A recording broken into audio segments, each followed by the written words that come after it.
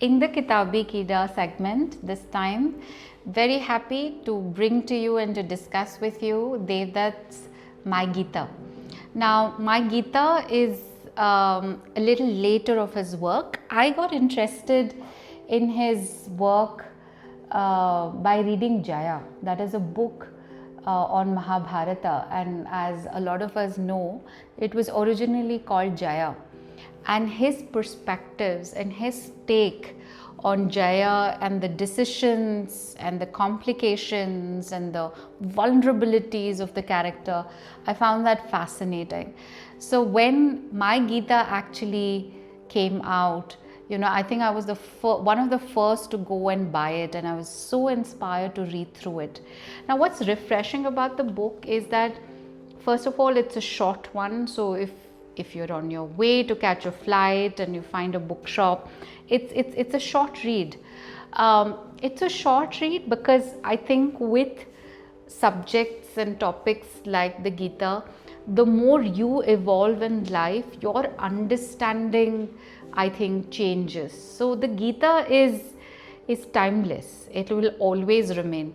But our relation and our perspectives on life, as and when we gain more experience, our understanding of the same phrases kind of evolves. And that's the beauty of a timeless classic like the Gita. What he's done is to take it a little away from religion, a little away from tradition.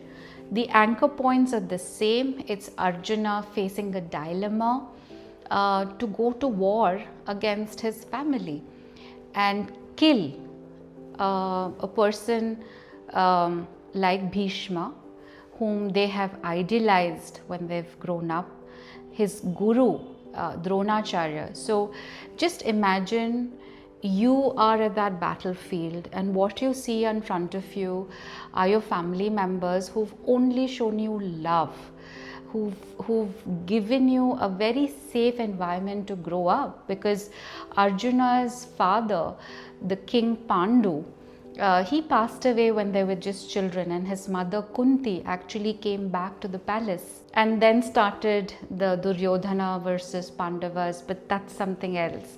But just imagine from a mindset of Arjuna, a young kid going back to a huge palace without a father figure, and he grows up with so many father figures who've shown him love, trust, and who've actually taught him the Kshatriya skills, the techniques, the way of life. And now you are in a situation where if you pick up that bow and arrow and if you declare war, the consequence of that would have to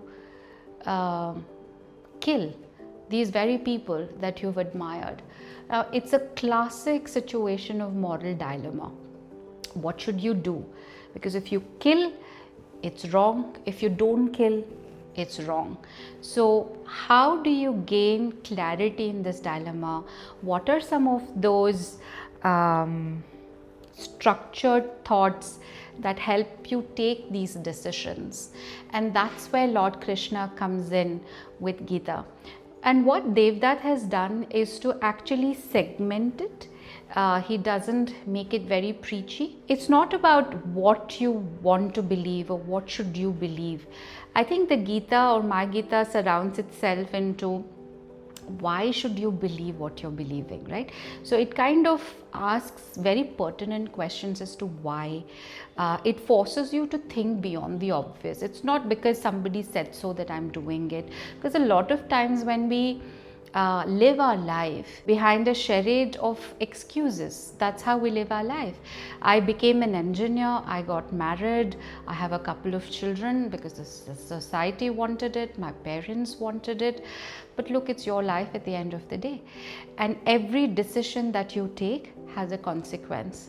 Every decision you don't take also has a consequence. And that's beautifully articulated, because at the end of the day, you are responsible for your life. You are responsible and accountable, and you have to own the consequences of your actions and inactions. And this gets illustrated very beautifully. There is a saying in Hindi saying karm kar, phal ki ichha mat kar, which in Sanskrit is a two-word, but just the first line is karmanye vadhikarasye ma phaleshu kadachana, which I think sums it up beautifully, because sometimes we get frustrated because our expectations are so high. We believe we live in a linear world where good hard work should amount to success, and sometimes good hard sincere work does not amount to success. Now the reasons can be many. Should we get frustrated? Should we get disappointed? Should we lose hope? Or should we anchor ourselves into something deeper, something more spiritual, something that gives us energy, and live our lives with purpose? And that's what My Gita attempts to do. It's not preaching, but it really helps you ask relevant questions. So enjoy your reading with Devdutt. From Gita, we move to food, one of the other quintessential aspects of life.